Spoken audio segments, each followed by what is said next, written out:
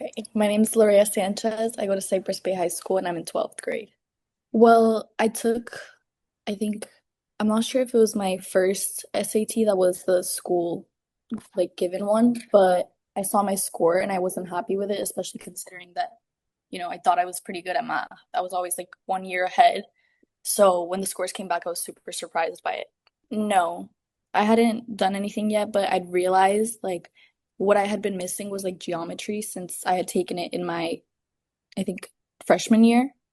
So I kind of forgot all about it and I figured that I would need help like gaining that knowledge back. Well, I was looking for the bright futures in specific, but also just getting into the college I want to go to. I know it's super important to have like a good SAT score. Honestly, just seeing the problems that I knew them, but I couldn't remember how to. Honestly, it was like the load of the work. I was going on a trip and I did like the summer, so it was kind of hard. I was in Alaska, so the time difference was also like super bad. I would like wake up at like 4 in the morning to have to get on the course. It was kind of that. And then since I'm traveling, I felt like I wouldn't be able to do the work as much. So really just the load work and I guess a little bit of like the online learning part. I felt like I was gonna get distracted a lot because I also have like my job. So it was like also having my job and then this and then the trip at the beginning. It was kind of hard, but they're always like helping you to like redo your scheduled work. So that really helped. Get distracted a lot, but I felt like they would always like try to re-engage me. I think a few times my mom literally heard me. I was literally super distracted and they were like, Lorea, like, are you there? Like, what's your answer? I was like, oh my God. So they do try to re-engage you and it was really nice. I had Sebas as a teacher and he was super nice. He like always like understood and like he was patient with us a lot. He really explained the topics well. So yeah, I really liked it. Not a matter of age, it's a matter of knowledge. Doesn't matter how old you are. As long as you know the things, you need to teach them. Definitely a lot of work. I think the workload was super important. Me, I'm like the biggest procrastinator ever. Like I would always wait till the last day to do my work and it was really bad. But regardless of the coursework, I think just the classes themselves were super important and like they worked just as well. So even if like you are a big procrastinator, like you should take the course. They should know that they're always gonna be like on top of you as a parent to be on top of your student. Like she could be lazy and she could be last minute doing the things, but I knew it. It's not like in school that at the end the teacher is gonna tell you, "Oh, he failed, she failed." No, it's like, "Hey, she's not working. Move it, because she needs to move." That's for me. That was the best part. That they always kept me on top of it. It was kind of annoying sometimes because there were a lot of messages, but I do Mhm. really appreciate them. As long as they were to tell me her advances, how she was working, it was fine, but there were too much messages.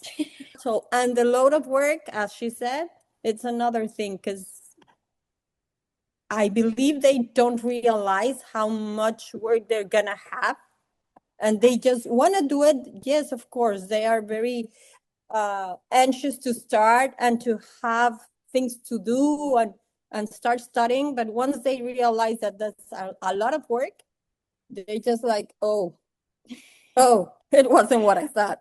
Oops, it's a lot. To be honest, a mix of all of them, but to give you like an answer, I think it really was the work. It allowed me to like practice beyond the lessons that they taught in class, and then watching the videos, those helped so much. Like even if I didn't want to do the work in that exact moment, I could still watch the video. So I got a 750. I believe I improved 190 points. Yeah. I mean, I got the Bright Futures as of now since I got the 750.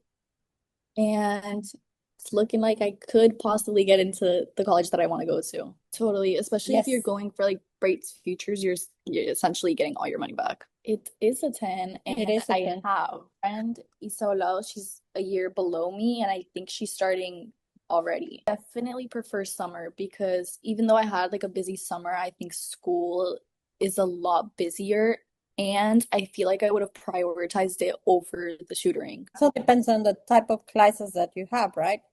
If it's a student that goes to regular classes, it doesn't really mind.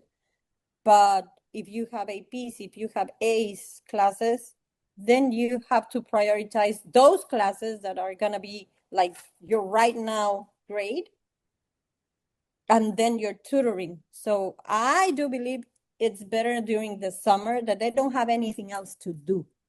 Like they can have planned trips and they can deal with that. But the rest of the days, they're in summer. There's nothing else to do. Like, of course, they want to party, they want to be outside socializing all the time. But then it's easier for them to prioritize when they see a goal. When they really want to do it and they really want to meet a goal, then it's easy for them to prioritize. They need to give some hours of their social life to the tutoring. I also feel like even if you work in summer, work is like you only are working for your shift hours. You don't work beyond that when you go home. So you do have all that time to still do the tutoring. Whereas if you work when you're in school, you really don't have that time anymore. I know everyone says it and like people aren't gonna listen, but like don't procrastinate. Like I personally did it and like I feel like my score really was good and I'm super proud of it, but I feel like if I didn't procrastinate, it could have been higher. You always think like, nah, like I'm the exception, like it's not gonna be me. I can procrastinate, still get it done, still get a good score, and it's like not true. To be on top of them, Yeah. to really be on top of them, because sometimes it's like, did you did your work? Uh, mm, and happens to be that I receive a text later that, Lorea, I'm missing your work. So you told me you did it. What happened?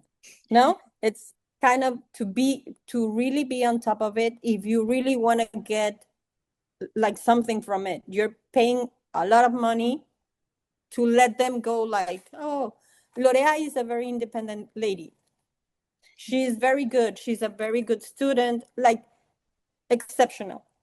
But then I know she can go alone and I don't have to be on top of her. I don't know anything about her school. She's the one that comes to me and, mommy, you need to do this and we need to pay this and I'm going to do this and what I'm not on top of her. But for these, I do really need, like, think that parents have to be really, really, really on top of them the whole time. Because as it is not the school, it's something that you don't really get grades, or you don't really hear from other parents, oh, there's work that you need to do. Like, you have your text, like the ones you send, and that's the only thing you have. So if you turn around after the message, I'm missing your work, and she says, I already sent it, you kept with that and that's it. But no, you cannot keep with that. You have to be really on top of it, that show me your work.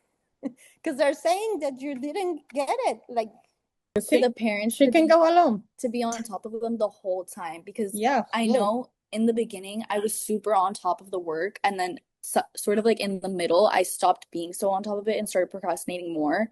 So I feel like it's more important to be on top of it the whole time or maybe like just make sure by the middle and end of the course you're still on it and you don't like give up. You're like, "Oh, it's almost done, like it's fine," you know?